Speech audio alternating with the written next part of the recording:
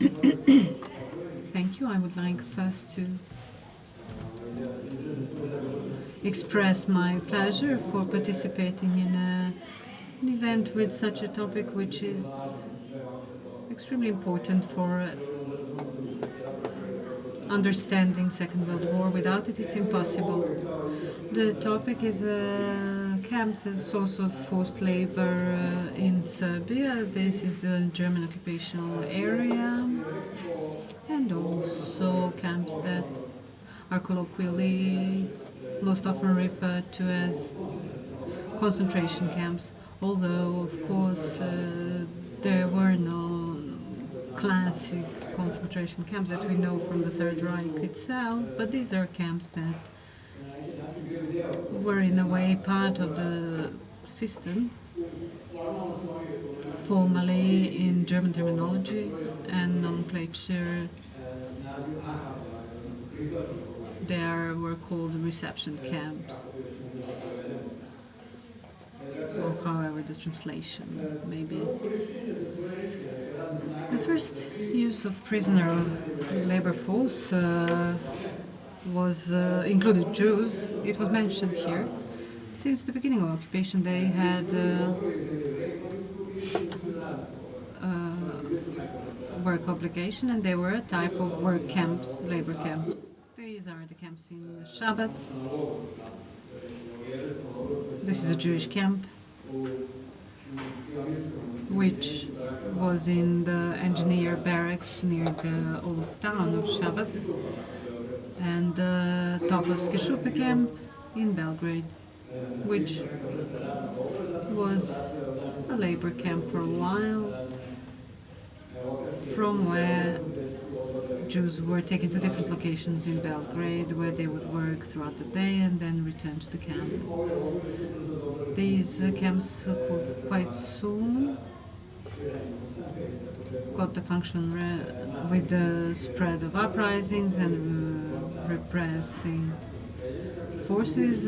They were a source of mass shootings, so they lost their labor function. We should mention here another case, so to say, the work of a group of 600 Jews who were referred to work in Smederevo. We know that on 5th of June there was a huge explosion of ammunition in Smederevo fort. It was a terrible explosion which took 1,000, 2,500 people, and for clearing the rubbles and renewing Smederevo, this large group of Jews from Belgrade participated. They worked there for a month, and then they returned to Belgrade and shared the destiny of other Jewish men. In the autumn of 1941, the brutal repression of the uprisal from the West Serbia, in the Sava-Drina Arch, as it is called in documents, the farthest northwest of Serbia, where mass internment was used for the population, and they were used in agriculture. The commander-in-chief of the German penal expedition action called the clearing of the Sava Arch. The complete male population was to be interned and then used for work in agriculture. The same procedure was envisaged for the entire female population, but the new order of 25th September, this decision was withdrawn. Men were largely interned by then into camps in Shabbat, and the decision to use women was withdrawn, and it was envisaged to press the women down towards the south and cause hunger among the in the uprisal area. The organization thought was subsequently to build a big camp, according to German large camps, to have primary capacity of 50,000 people and to be managed by the operational group of the security services. The camp started to be built near the village of Zasavica, but the location was abandoned because of floods. And in the end of the same month, the location for the camp that was selected was Sajmište in Belgrade, fairgrounds. To stop the uprising in Serbia and use forced labor prisoners was an idea that was later on given up when the uprising was broken in the November. The newly formed camp became Jewish camp, where all the remaining Jews from Serbia were brought, and those killed by 10th May of 1942. In autumn of 1941, the labor force of prisoners was used in Serbia itself. According to the report from 10th November 1941, it was said for the production in mine Kostolac, the general plenipotentiary for Serbia put the mine in for the disposal, or actually put 300 workers at the disposal of the mine from the camp in Shabat. But it turned out that twice as many prisoners were sent there. A new report from 20th November of the same year, the concentration camp from Shabat, 300 men were sent to coal mines and to the Kostolac mine as well. The reasons for engaging labor force from the camp in the coal mines was the coming winter and the increased need for heating, primarily for the big heating facility in Belgrade. It is not known how long these prisoners worked in the mines of Senj and Kostolac, but in March in 1942, there was some correspondence around sending prisoners to camps in Norway for building roads and fortifications. And then only those prisoners that were imprisoned in combat were to be shot. That was a change in policy, while others were to be used in Germany to work. This is connected with increased needs for labor force and the Eastern Front, which show that the war will take a long time. The number of prisoners from camps in Serbia, Banjica in Belgrade, Niš and Šabac, were insufficient for German needs in Norway. So between the head of police service, August Meissner, and the chief of police of Croatia, agreement was made to take over prisoners from Jasenovac and Stara Gradiška camps, which is something that my colleague Dulic will speak more about. It was envisaged for them to be interned in Sajmište and then referred to Norway from there. In the meantime, towards the end of April and early May 1942, Sajmište got a new name, Reception Camp Zemun. Special groups of Jews were taken to their death in gas chambers. Due to that, a new contingents of prisoners were sent to this camp. The influx of new prisoners was high in July and August 1942. Several thousands of prisoners out of the big operation of German and Croatian forces in Kozara. And the prisoners were hungry and died out of torture.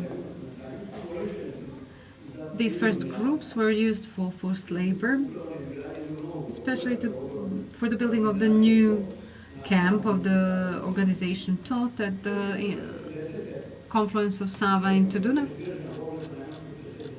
which were used in the end of 1942. The new camp of the Tot organization, Organisation Ton Zamelaga, was completed. In August 1942, two large groups were transferred to over 2,000 healthy prisoners. Others were in extremely poor health. Part of them were returned to Jasenovac and killed. The Tot organization camp took over the role and of the Sajmište and became distribution center for other camps in Germany, occupied countries, and in Serbia. This function was until it was dissolved in January 1943. On the 25th of August, taking of the prisoners from the Tot camp,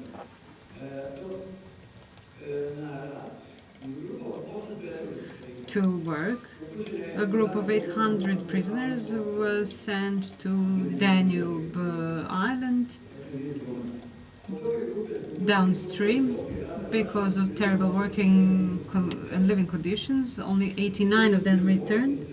Most of them were sick and exhausted, so they were killed upon return. For the work on this island during the summer of 1942 and 1943, prisoners were used from the camp in Grossbäckskärek, the today town of Zrenjanin. On 27th of August, 120 prisoners were sent to a newly formed camp in Trepča mine near Kosovska Mitrovica. The new group of 300 prisoners were sent on 30th of October to Trepča. The organization Tot had its own agricultural land where prisoners were sent to work.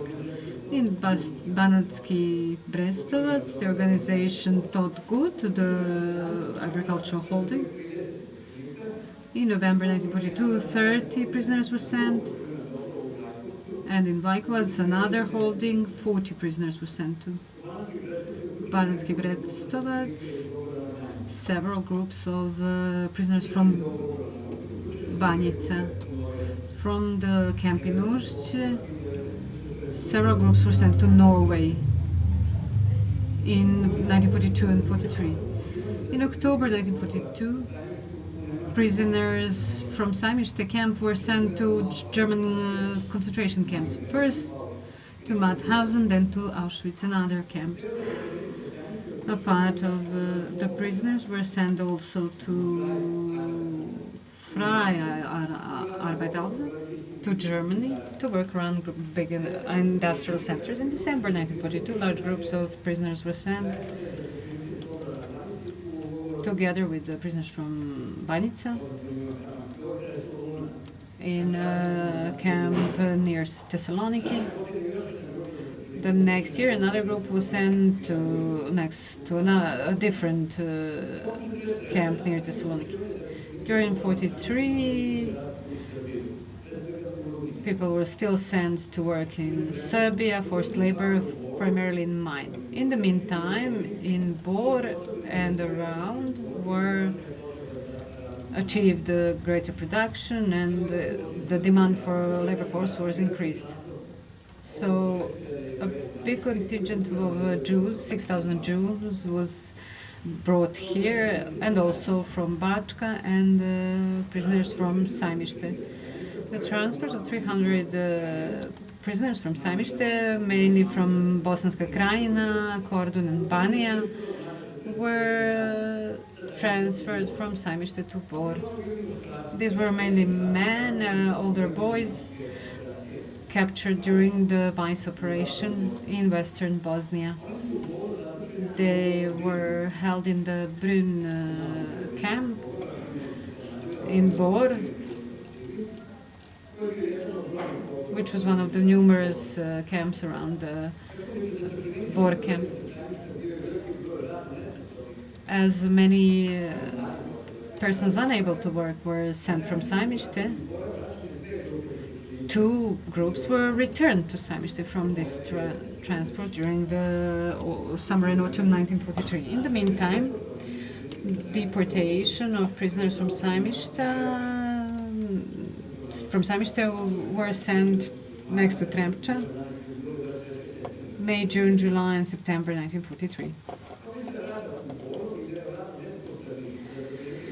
Part of those unable to work from Trepča were returned to Saimište. During 1943, smaller groups of prisoners were sent to the agricultural holding in Vojvodina. Groups of prisoners were taken to work near the camp itself, and they would return there in the evening. One of such groups worked in the tar factory in Zemun. The prisoners from Saimište were also used in Zonderkom action, incinerating corpses in November 43 up to February 44. From Saimište in Belgrade, a large group was sent, including 38 Albanians and 58 Jews. So this was a group of Jews transferred from Split after the capitulation of Italy. Together with the Serbs from the Banjica camp, they dug out corpses and incinerated them. There were no survivors from this group, from Saimište. To conclude, camps in Serbia were only little used as a source of forced labor in Serbia itself, primarily in mines. The majority of prisoners were sent to work in concentration camps in Third Reich and last to other occupied countries, mainly Norway. The work of forced laborers in Serbia, with the except of Trepča, did not have great importance for the economy of Germany, but it was useful. On the other hand, the treatment of prisoners showed a great loss of human lives using the labor force. There was a high demand, but the treatment of prisoners showed that their lives were very cheap. This can be seen in the data and the numbers that I cannot quote here now, but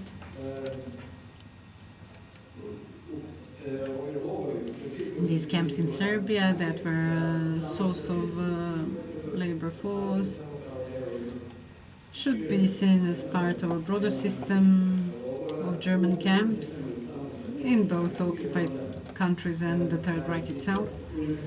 And then the system, we can call this system in Serbia a system, puts them in a historical perspective. And this, I would end with this. Thank you.